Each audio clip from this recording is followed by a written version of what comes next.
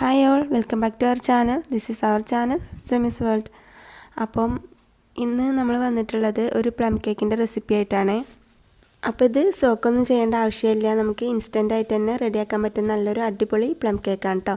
അപ്പോൾ വീഡിയോയിലോട്ട് പോകുന്നതിന് മുന്നായിട്ടൊരു കാര്യം പറയാനുണ്ട്. നമ്മുടെ ചാനലിലൊരു ഗീവ് അവേ നടത്തുന്നുണ്ട് കേട്ടോ. അപ്പോൾ അതൊരു ക്യാഷ് പ്രൈസ് ആയിട്ട് കൊടുക്കാനാണ് വിചാരിക്കുന്നത്. അപ്പോൾ അതിനായിട്ട് ഈ ഒരു വീഡിയോ മുഴുവനായിട്ട് കണ്ടിട്ട് ഈ വീഡിയോയുടെ അഭിപ്രായം നിങ്ങൾ താഴെ കമൻറ്റിലൂടെ അറിയിക്കട്ടോ. അപ്പോൾ അതിൽ നിന്ന് സെലക്ട് ചെയ്യുന്ന 3 പേർക്ക് നമ്മൾ 1000 റുപ്പീസ് വെച്ചിട്ട് കൊടുക്കാനാണ് വിചാരിക്കുന്നത്.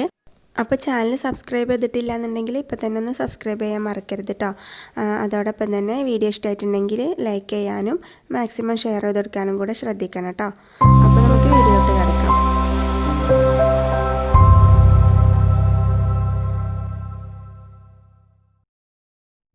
അപ്പോൾ ആ പ്ലം കേക്ക് ഉണ്ടാക്കാൻ വേണ്ടിയിട്ട് ഞാൻ ഇത്രയും ഡ്രൈ ഫ്രൂട്ട്സും നട്ട്സുമാണ് എടുത്ത് വെച്ചിട്ടുള്ളത്. കയ്യിൽ ഏതൊക്കെ ഡ്രൈ ഫ്രൂട്ട്സും നട്ട്സും ഉണ്ടെന്നുണ്ടെങ്കിൽ അതിനനുസരിച്ചിട്ട് എടുക്കാം. അപ്പോൾ ഇതൊന്ന് ചെറുതായിട്ട് കട്ട് ചെയ്തിട്ട് വേണ്ട എടുക്കാൻ. അപ്പോൾ ഷുഗർ ഒന്ന് ക്യാരമലൈസ് ചെയ്തെടുക്കാൻ വേണ്ടിയിട്ട് ഞാനൊരു പാൻ അടുപ്പിലേക്ക് വെച്ച് കൊടുത്തിട്ടുണ്ട്. ഇനി അതിലേക്കൊരു 1/4 കപ്പ് ഷുഗറാണ് ഇട്ട് കൊടുക്കുന്നത്. ഇനി ഇത് ജസ്റ്റ് ഒന്ന് പരത്തി കൊടുത്തതിന് ശേഷം ഇത് ക്യാരമലാക്കി എടുക്കാം. വെള്ളമൊന്നും ചേർക്കേണ്ട ആവശ്യമില്ല കേട്ടോ.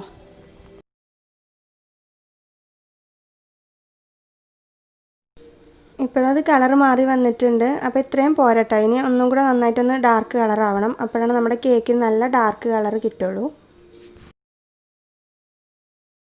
ഇപ്പോൾ നല്ല ഡാർക്ക് കളറായിട്ടുണ്ട് കേട്ടോ. ഇനി ഇതിലേക്കൊരു 1/4 കപ്പ് വെള്ളം ഒഴിച്ചിട്ട് ഇതൊന്ന് തിളപ്പിച്ചെടുക്കാം.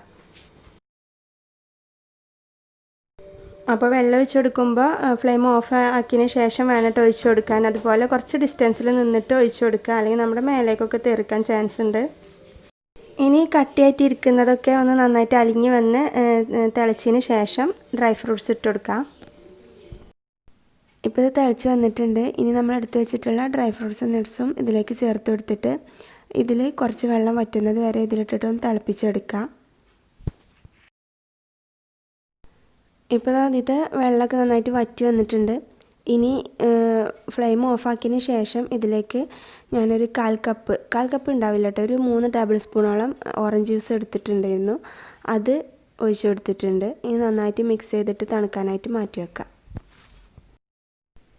അപ്പോൾ ഇനി അടുത്ത സ്റ്റെപ്പിലേക്ക് പോവാം. അപ്പോൾ ഞാനൊരു മിക്സിയുടെ ജാറിലേക്ക് ഒരു 1/2 കപ്പ് പഞ്ചസാര ചേർത്ത് കൊടുക്കുന്നുണ്ട്.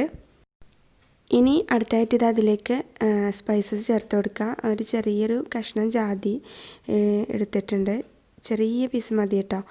പിന്നെ ഒരു ചെറിയ പീസ് പട്ട, പിന്നെ ഒരു ഗ്രാമ്പു, ഒരു ഏലക്ക, ഇത്രയും മാത്രം മതി, കൂടി പോകരുത്. നല്ലൊരു ഫ്ലേവർ ഇത് തന്നെ ഉണ്ടാവും കേട്ടോ.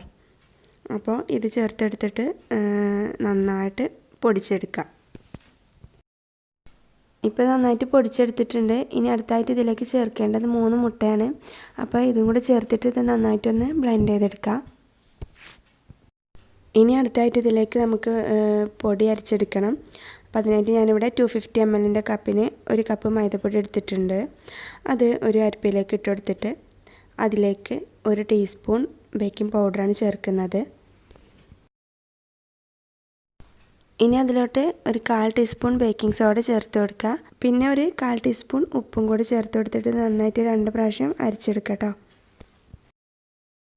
ഇനി ഇതിലേക്ക് നമ്മൾ അടിച്ച് വെച്ചിട്ടുള്ള ആ ഒരു മിക്സ് ഉണ്ടല്ലോ, അത് ചേർത്തിട്ട് നന്നായിട്ടൊന്ന് മിക്സ് ചെയ്തെടുക്കുക. കുറേശ്ശായിട്ട് ചേർത്ത് കൊടുത്ത് മിക്സ് ചെയ്തെടുത്താൽ മതി. പിന്നെ ഈ ഒരു സമയത്ത് ഇതിലേക്ക് ഒരു 2 ടേബിൾ സ്പൂൺ സൺഫ്ലവർ ഓയിലും അതുപോലെ 1 ടീസ്പൂൺ വനില എസൻസും കൂടെ ചേർത്ത് കൊടുക്കണം കേട്ടോ. അപ്പോൾ അത് ഞാൻ ചേർത്ത് കൊടുത്തിട്ടുണ്ടായിരുന്നു, വീഡിയോയിൽ നിന്ന് വിട്ടുപോയതാണ് കേട്ടോ.